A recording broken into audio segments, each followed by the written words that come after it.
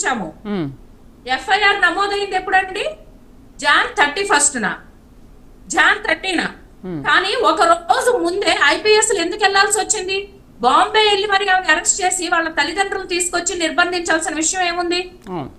మరి అన్నిట్లో అలానే వీళ్ళు సక్రమంగా చేసుకుంటూ వచ్చారా? అంత అతి ఉత్సాహం ఐపీఎస్లకి వాళ్ళే చెప్పారు కదా, సీఎంఓ ఆఫీస్ నుంచి మాకు ఇన్స్ట్రక్షన్స్ వచ్చినాయి కాబట్టే మేము బాంబే వెళ్లాల్సి వచ్చింది అని చెప్పి విచారణని సక్రమంగా జరుపుతున్నాం. అంతేగాని మేము నిందితుల పక్షాన ఉండి మేము బాధితులకు అన్యాయం జరగాలని మేము కోరుకోవట్లా. ఇందాక మాట్లాడుతున్నారు అమరావతి రైతుల అరెస్టు గురించి. హైకోర్టు కూడా నిర్ధారణ చేసింది.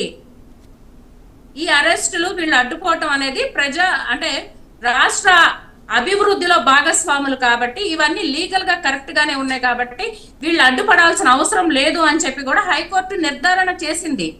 గుంటూరు మహిళ గురించి మాట్లాడుతున్నారు. ఆ రోజున గుంటూరు మహిళ పట్ల జరిగింది అది ఏ పార్టీ అనేది కాదండి, ఆవిడ ఒక మహిళ. అలాంటి అంటే దురదృష్టకరమైన ఘటన జరిగినప్పుడు ఖచ్చితంగా అందరూ స్పందించాలి. నడి రోడ్డు మీద ఒక మహిళని అంత ఇబ్బంది పెట్టాల్సిన అవసరం ఏముందండి? దాంట్లో పార్టీలకు అతీతంగా అది ఎవరైనా అవ్వచ్చు, వాళ్ళ పట్ల చర్యలు తీసుకున్నారు, పార్టీ నుంచి సస్పెండ్ చేశారు. కిరణ్ విషయం కూడా చూసుకుంటే ఆ రోజు చంద్రబాబు నాయుడు గారు అధికారంలోకి వచ్చినప్పుడు చాలా స్పష్టంగా చెప్పారు మేడం. ఏమనంటే మహిళల పట్ల ఎవరైనా అనుచితమైన వ్యాఖ్యలు చేసినా, అసభ్యకరమైన పోస్టింగ్లు పెట్టినా, మహిళల్ని దూషించిన వాళ్ళు చట్టసభల్లో అయినా సరే, బయట సోషల్ మీడియా ప్లాట్ఫామ్స్ లో అయినా సరే వాళ్ళు ఎవరైనా మేము ఉపేక్షించేది లేదు అన్నారు.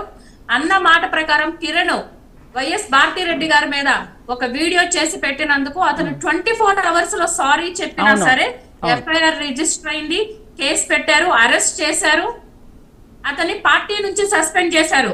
అంతేగాని పాపం చిన్నపిల్లాడు గుద్దాడు, పాపం చిన్నపిల్లాడు గంజాయి అమ్ముకుంటాడు, పాపం ఎవరో అనంత బాబు చంపేశాడు, ఏదో ఒకరిని చంపినంత మాత్రాన పార్టీ నుంచి దూరం పెడతామా అని చెప్పి నిందితుల్ని మేము పక్కనేసుకుని తిరగట్లా, నిందితుల్ని మేము భుజాల మీద మొయ్యట్లా. ప్రశ్నించే గొంతుని అరెస్ట్ చేస్తారా అని మాట్లాడారు. గడిచిన 5 ఏళ్లలో ప్రశ్నించే గొంతుని అరెస్ట్ చేస్తారా అన్నారు. అసలు మీరు మాట్లాడుతుంటే మాకు నవ్వొస్తుందండి.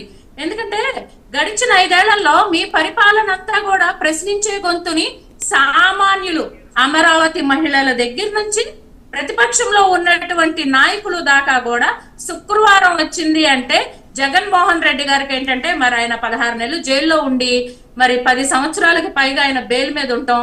ఈ శుక్రవారాల సెంటిమెంట్ ప్రజలందరి మీద కూడా అప్లై చేశారు. శుక్రవారం వస్తే మమ్మల్ని అక్రమ అరెస్టులు, ఎవరు అరెస్ట్ అవుతామో తెలీదు.